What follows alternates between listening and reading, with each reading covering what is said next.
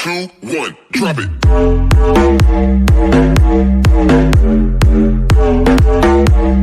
नमस्कार किसान भाइयों, आप लोग कैसे हैं। उम्मीद करता हूं कि आप लोग अच्छे होंगे और आप लोग की खेती भी बहुत अच्छी चल रही है। तो दोस्तों, इस वीडियो में हम बात करेंगे कि भिंडी की खेती आप कैसे और किस समय कर सकते हैं, कौन सी वैरायटी आप लगाएं जिससे आपको अच्छी उपज प्राप्त हो, और कौन से रोग लगते हैं, कौन से कीट लगते हैं, कैसे हम एक सफल तरीके से भिंडी की खेती कर सके, उसके बारे में हम इस वीडियो में बात करेंगे। तो दोस्तों, यदि आप इस चैनल पे नए हैं तो चैनल को सब्सक्राइब कर लें और बेल आइकन को ज़रूर दबा लें। तो दोस्तों, हम टाइम को बिना वेस्ट किए हुए वीडियो को स्टार्ट करते हैं।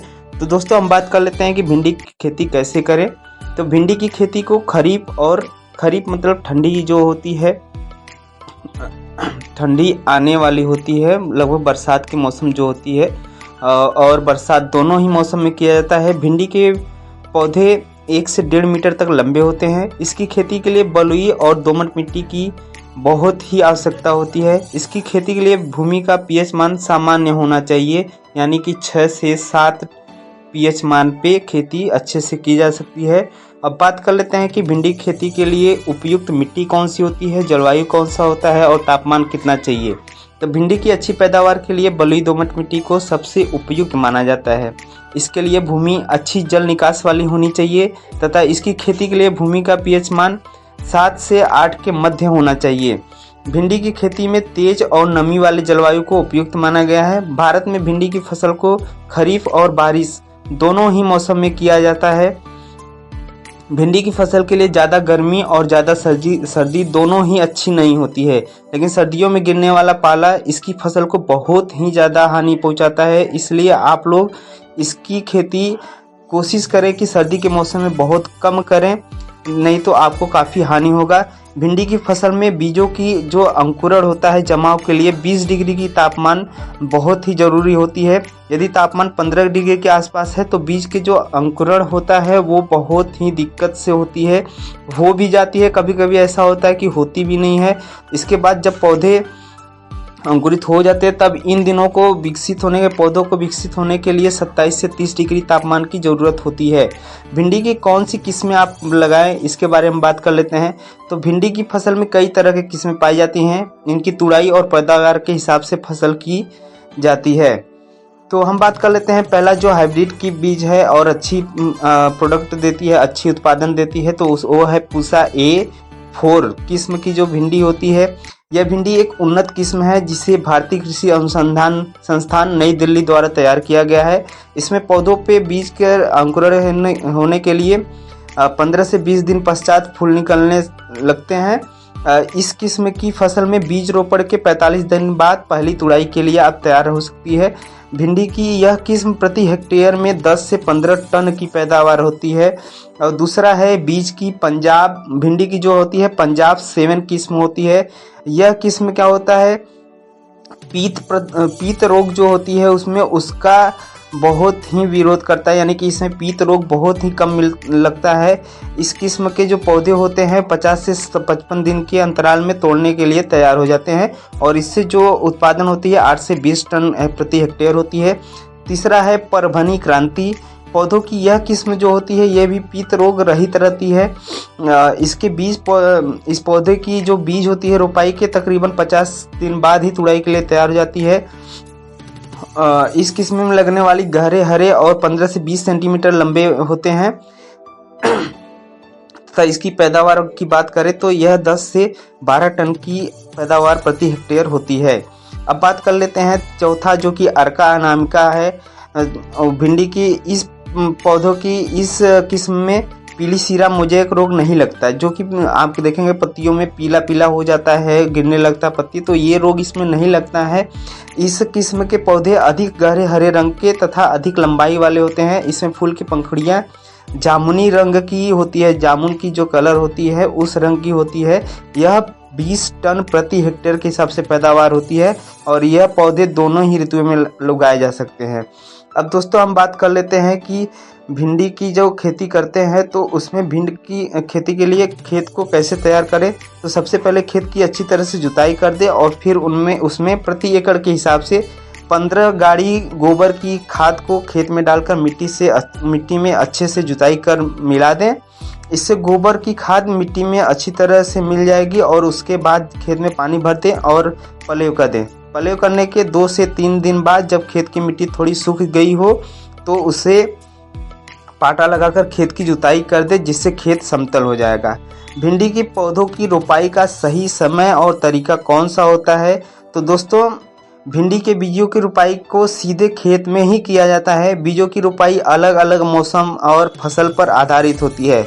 गर्मी की फसल के लिए इसके बीजों की रोपाई फरवरी में से मार्च के महीनों में की जाती है तथा बारिश के मौसम में इसके बीजों की रोपाई जुलाई माह में की जाती है।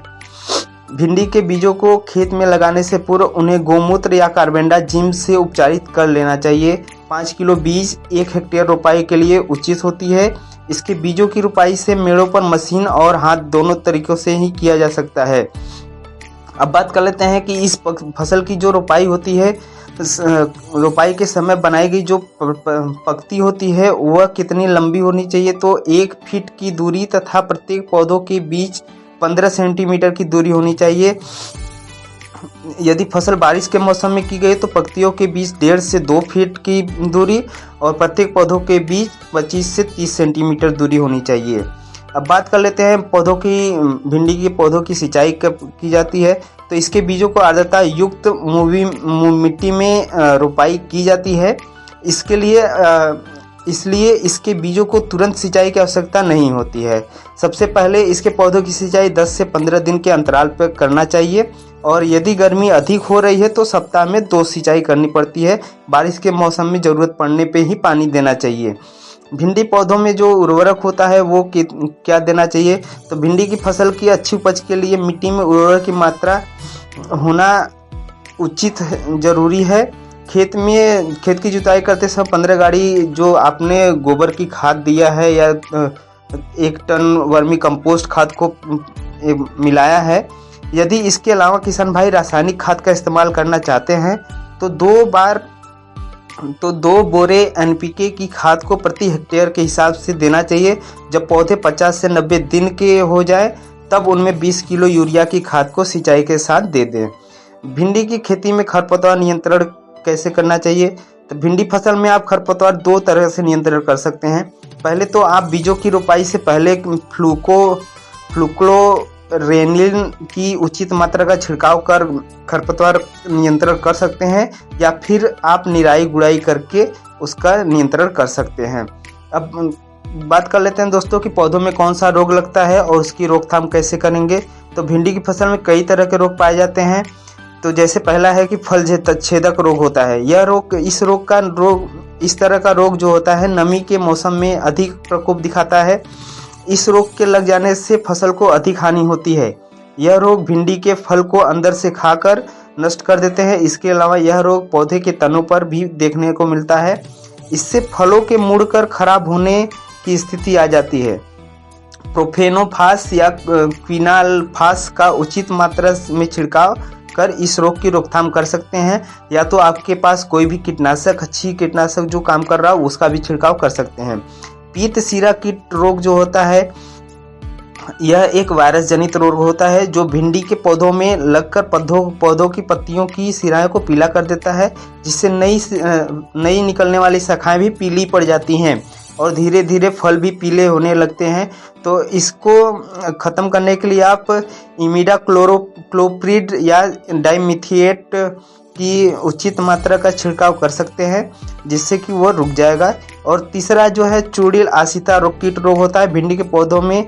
यह जो रोग होता है बहुत देखने को मिलता है। इस रोग के लग जाने से पौधे की पत्तियों पर सफ़ेद जो होता है चूड़ जैसे धब्बे बन जाते हैं, जो धीरे धीरे बड़े पट्टी पर फैलने लगते हैं, जिससे पौधों की जो प्रकाश संश्लेषण की क्रिया होती है वह रुक जाती है।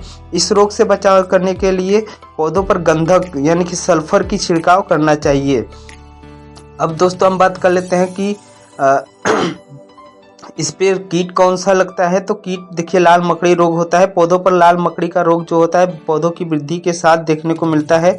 यह कीट सफ़ेद मक्खियों की भांति पत्तियों की निचली सतह पर झुंड बनाकर रहते हैं।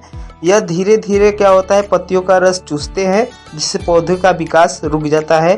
पत्तियां पीले रंग की हो जाती हैं और इस रोग का प्रकोप बढ़ जाने से संपूर्ण पौधा पीला हो जाता है।